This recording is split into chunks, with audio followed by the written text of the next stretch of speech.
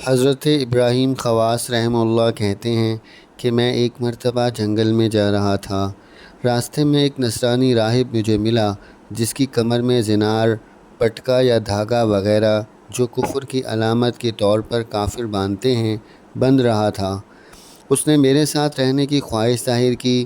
کافر فقیر اکثر مسلمان فقراء کی خدمت میں رہتے چلے آئے ہیں، میں نے ساتھ لے لیا۔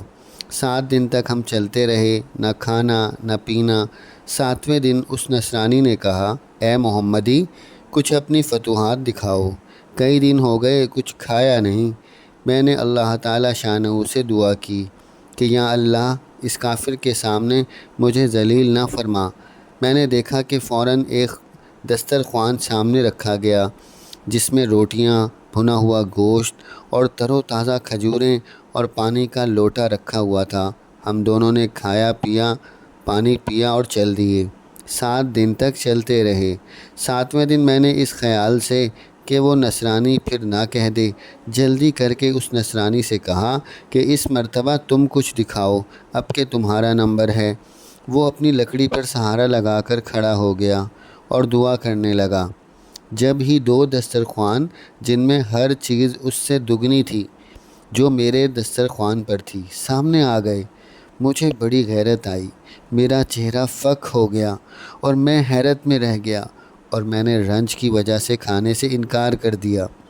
اس نصرانی نے مجھ پر کھانے کا اصرار کیا مگر میں عذر ہی کرتا رہا۔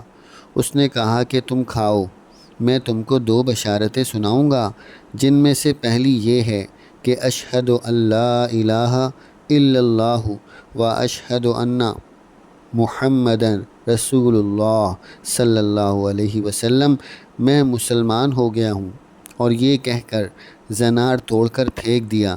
اور دوسری بشارت یہ ہے کہ میں نے جو کھانے کے لیے دعا کی تھی وہ یہی کہہ کر کی تھی کہ یا اللہ اس محمدی کا اگر تیرے یہاں کوئی مرتبہ ہے تو اس کے طفیل تو ہمیں کھانا دے۔